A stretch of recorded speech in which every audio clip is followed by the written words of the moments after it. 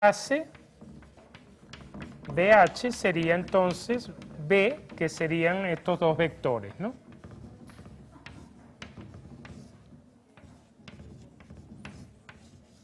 Bueno, ya hallamos una base de vectores para el plano, ¿no? Ahora bien, fíjense que la descomposición, ¿verdad? O la propiedad 4, que también se le llama el teorema de descomposición, lo voy a revisar para citarlo textualmente, de proyección, perdón, dice que si H es un subespacio de un espacio con producto interno B, y suponiendo que B es un elemento de B, entonces B se escribe como H más P, donde H es la proyección sobre H del vector B, ¿no? Entonces, yo puedo, por ejemplo, hallar esta base de, es decir, hallar esta base de vectores, ¿verdad? Y sacar la proyección sobre esta base, ¿no? Pero como para practicar un poquito el asunto de la descomposición Gram-Schmidt, supónganse que a estos elementos los llamamos, no sé, B1, B2, ¿no? Y entonces vamos a hacer la ortonormal de una vez. Entonces, vamos a ver, el B1', a ver, vamos a llamarlos B1', sería B1, bueno, es que así los llamamos a los, a ver, vamos a llamarlo A, ¿no? A1 sería B1 entre la norma de B1, que sería el vector 1, 2, 0, entre su norma, que es raíz de 5, ¿no? Y entonces esto nos daría el vector 1 sobre raíz de 5, 2 sobre raíz de 5, 0, ¿no?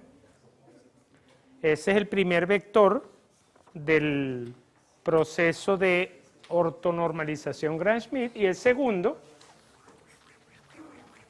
estoy trabajando sobre una base ortonormal, porque en este caso, como el espacio es de dimensión 2, las cuentas son muy cortas, ¿no? El otro vector ahora sería el vector B2 menos el vector 2 menos, a ver, ¿cómo era la? Por U1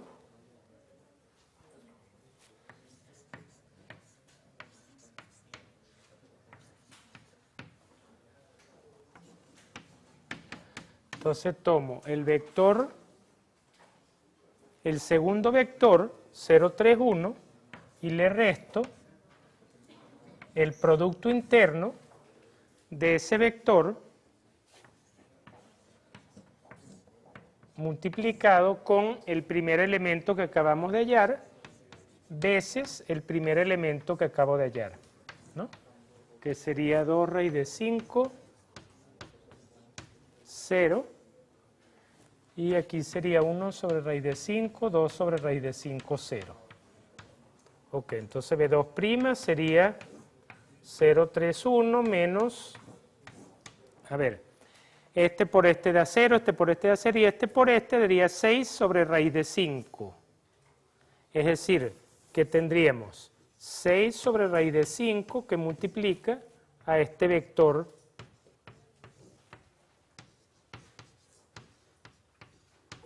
es decir, tenemos B2' sería el vector original menos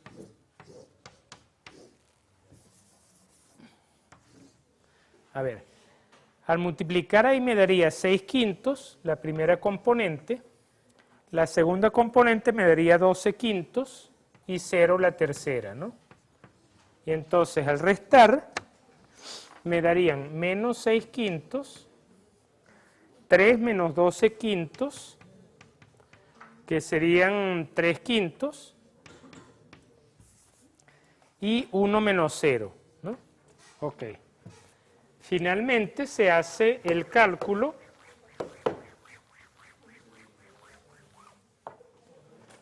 finalmente sería el cálculo, vamos a hacer una cosa para B2', voy a sacar el 1/5 como un factor común para calcular más fácil la norma.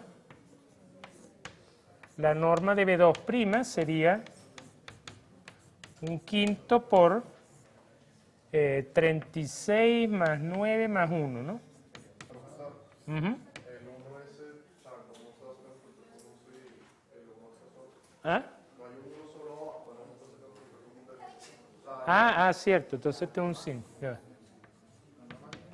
Bueno, podía hacer, vamos a hacer cálculo con la...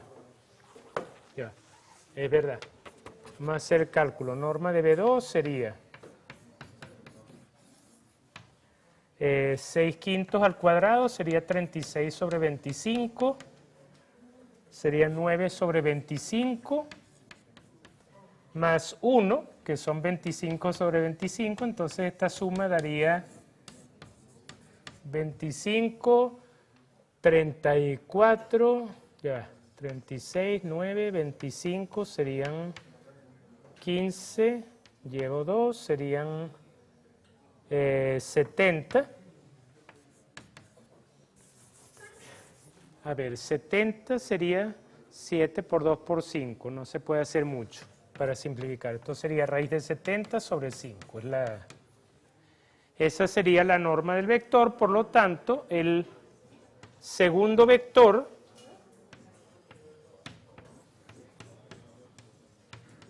al dividirlo entre su norma, al dividir entre esta fracción es lo mismo que multiplicar por la fracción inversa. Y bueno, esto es lo que nos da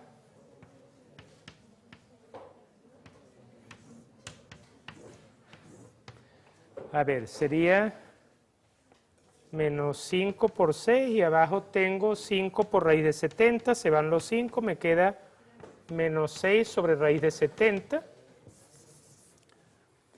La segunda componente sería 5 por 3 y abajo 5 por raíz de 70, o sea que nos queda 3 sobre la raíz de 70.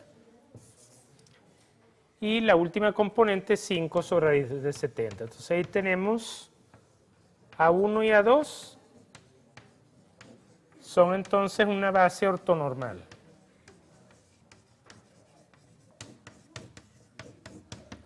Bueno, yo entiendo que era más cómodo trabajar con la otra base, pero ya que estamos ilustrando el proceso Gram-Schmidt, me pareció útil hacer esta cuenta porque es bastante corta, ¿no? Y reafirma un poco para que se termine de comprender cómo era el proceso, ¿no? Una vez entonces con esa base, ¿verdad? Tengo que hacer lo siguiente. Tengo que hallar entonces H minúscula sería la proyección sobre H del vector B, ¿no?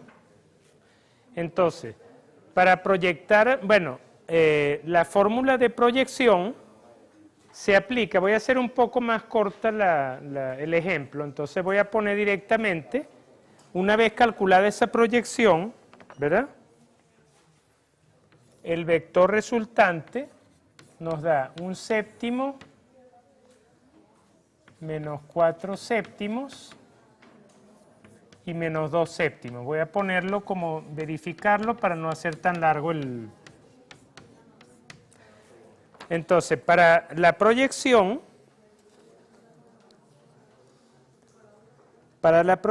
entonces hacemos el vector por 1 veces 1 más el vector, déjame poner, el vector veces A1 por A1 más el vector BA2 veces A2, ¿no? O sea, como para no hacer todas las cuentas, porque si no salimos a medianoche con tantas cuentas. Entonces, ya una vez que se calcula la proyección sobre H, miran, bueno, eso está muy bien, pero ahorita ¿cómo hago yo para el subespacio ortogonal? ¿No? Fíjense, construir el subespacio ortogonal no siempre es sencillo. En teoría yo tendría que decir, bueno, ¿cuáles son los vectores ortogonales? Son todos los vectores X, Y, Z. Bueno, Ahí ustedes tienen, H está definido un plano, y por el plano tenemos el vector normal al plano, ¿no? Entonces el vector normal al plano genera una dirección del ortogonal, y se puede calcular por esa vía, ¿no?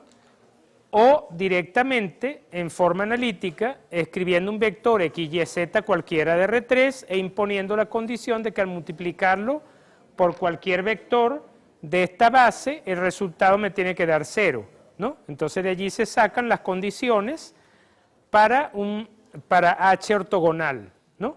Fíjense que H ortogonal tiene que tener dimensión 1, porque R3 tiene dimensión 3, ¿se acuerdan de la suma de las dimensiones? R3 tiene 3 y H tiene dimensión 2, porque la base tiene 2 elementos, de manera que el ortogonal tiene que ser todos los vectores que son múltiplos del vector normal, o sea, toda la dirección normal del plano, ¿no? Entonces, hallarlo explícitamente a veces es muy trabajoso. Aquí en este caso es mucho más sencillo decir que como B tiene que ser igual a H más P, donde P es el vector perteneciente al ortogonal, entonces el vector perteneciente al ortogonal se puede escribir como B menos H, que sería el vector que nos dieron al principio, que era 3 menos 2, 4, menos el vector H, que acabamos de calcular ahora, o que se calcula y da ese resultado. Entonces esto me daría 3 menos 1 séptimo, que serían 20 séptimos, menos 2 más 4 séptimos, que serían menos 10 séptimos, y 4 más 2 séptimos, que serían 30 séptimos, ¿no? Entonces, la descomposición sería así. Es decir, este sería B, es igual a H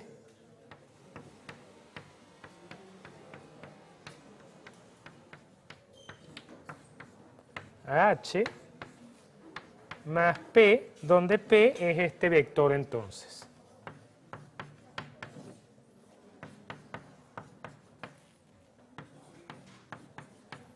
Sí, ahí tienen la descomposición, claro. Dirán que es una trampa, ¿no? Que yo calculé el vector del ortogonal por diferencia, claro, porque es mucho más complejo, o sea, lleva más tiempo hacerlo de la otra manera, ¿no? Una vez que uno ya determinó la proyección sobre H, el otro vector se puede sacar por resta, ¿no? Y entonces ahí tenemos un ejemplo de una descomposición B igual a H más P. Por lo menos para vectores de R3, donde H es un vector de ese plano y P es un vector del ortogonal, que sería justamente un múltiplo, se ve muy claro que es un múltiplo del vector normal, ¿sí, verdad? Pues fíjense que, ¿cuál es el vector normal de aquel plano? 2 menos 1, 3, ¿verdad? Bueno, ahora multiplíquenlo por 10 séptimos, ese vector, les da 20 séptimos menos 10 séptimos, 30 séptimos, ¿no? Es que no puede ser de otra manera porque 3 tiene que ser 2 más 1. Es decir, si H tiene dimensión 2 porque es un plano, entonces el ortogonal tiene que ser toda la dirección y sentido del vector normal, tanto la positiva como la que va por debajo del plano, ¿no? Entonces, ¿qué significa esto con funciones? Que ves que una función se puede expresar como la proyección sobre otro subespacio más la proyección sobre un ortogonal. Por ejemplo, en el caso de la función exponencial, que la aproximamos por un polinomio de grado 2, entonces B sería la función exponencial, H sería el polinomio de grado 2. ¿Y quién es P? P es el error de la aproximación simplemente. O sea, P es lo que falta para que el valor dé exactamente el exponencial de x. Así interpretamos el ortogonal cuando se trata de funciones, como el residuo, el resto, el error de la aproximación de una función de un espacio por otro de un subespacio, ¿no? Ahora, aquí, en lo tocante a este tema, podríamos indicar algunos otros resultados.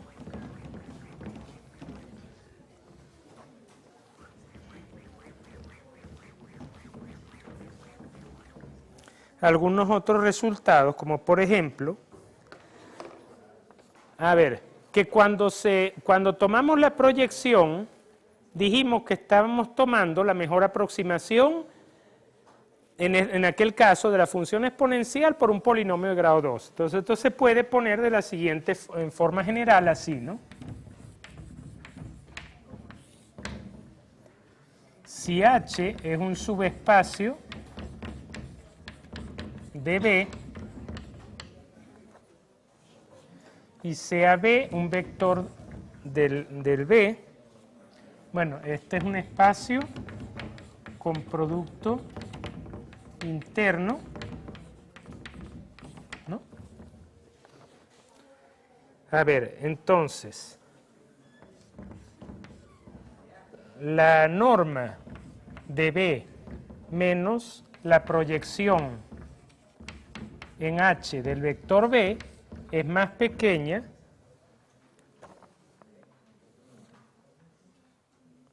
que la norma de B menos H para todo vector H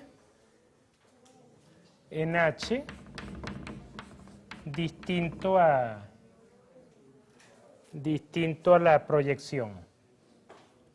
A ver,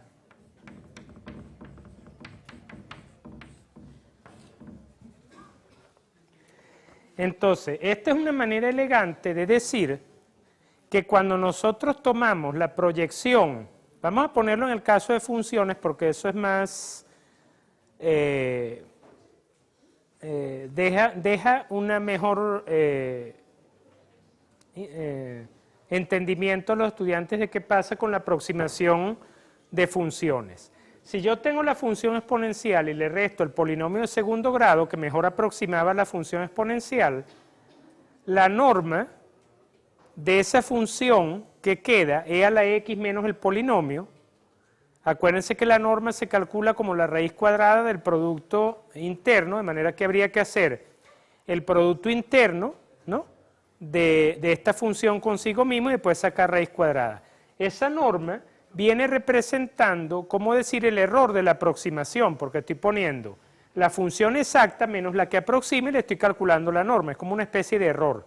Bueno, esto está diciendo que ese error es más pequeño que si en lugar de poner la proyección ponemos a cualquier otro polinomio de segundo grado. O sea que con otro la norma va a dar más grande, ¿no? Eso simplemente es lo que dijimos, pues que la proyección calcula la mejor aproximación posible en norma, ¿no? Bueno, déjenme ver qué otros... Esto no sé si lo habíamos dicho anteriormente.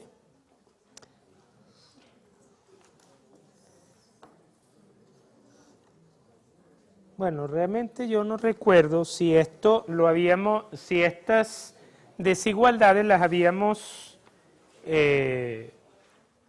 explicado anteriormente, pero por si acaso vamos a colocarlas, ¿no? Esta desigualdad se conoce con el nombre de desigualdad de Cauchy-Schwarz.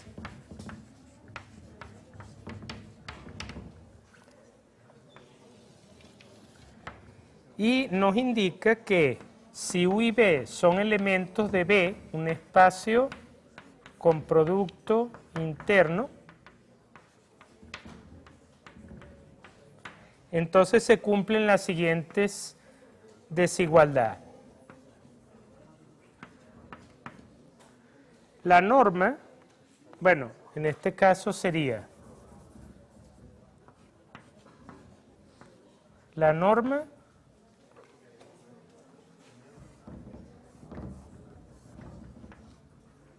fíjense, yo puedo calcular para dos vectores en un espacio con producto interno el resultado del producto interno. Eso nos va a dar un número, ¿no? Entonces, el valor absoluto de ese número, o la norma en el caso de que el resultado sea complejo, es más pequeño que la norma de cada uno de ellos por separado. ¿No? Y, claro, aquí dice más pequeño o igual. Entonces, ¿en qué caso se da la igualdad? Esta igualdad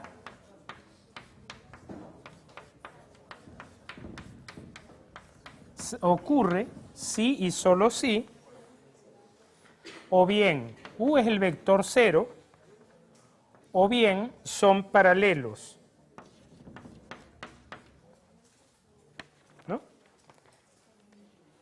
Bueno, esto para que no quede aislado, podemos generar un ejemplo.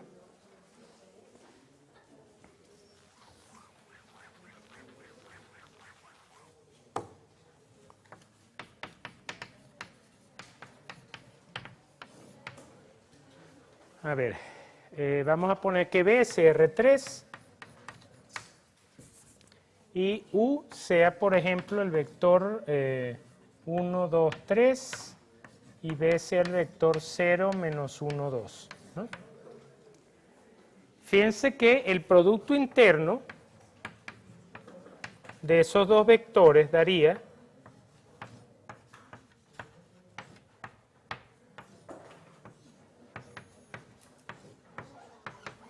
producto interno daría menos 2 más 6, que sería 4. De manera que el valor absoluto del producto interno sería 4. ¿No? Ahora bien, ¿qué pasaría si yo calculo las normas de los vectores por separado? Fíjense que la norma de U sería 1 más 4 más 9, sería raíz de 14. Y la norma de B sería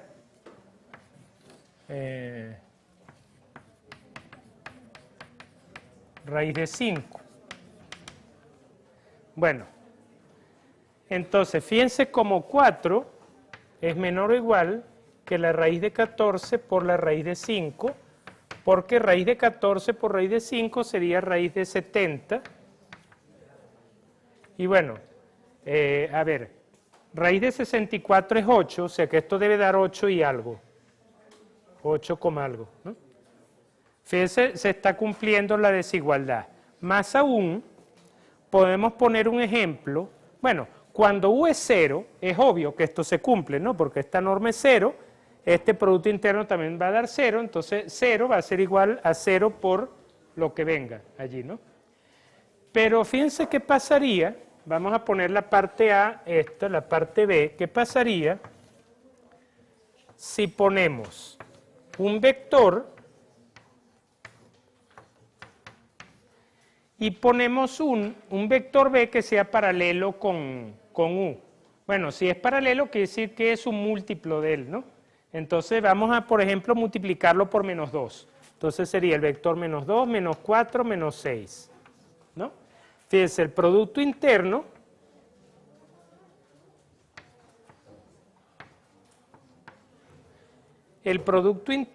esto nos daría menos 2, a ver, U por B sería menos 2, menos 8, menos 18, en valor absoluto sería 28, ¿no? Fíjense que en ese caso, ¿no?, la norma de U y la norma de B serían, la norma de U sería el mismo vector de la parte A, sería raíz de 14, y la norma de B sería el doble, ¿no?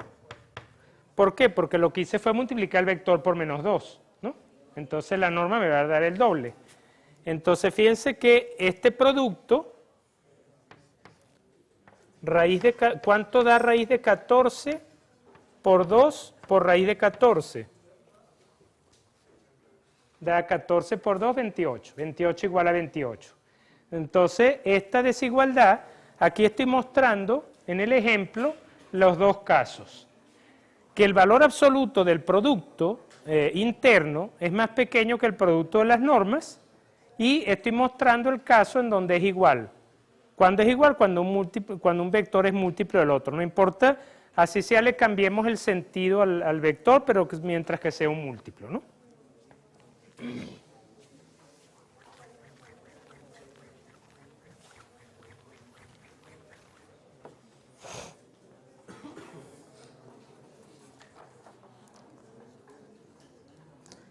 Bueno, fíjense bien.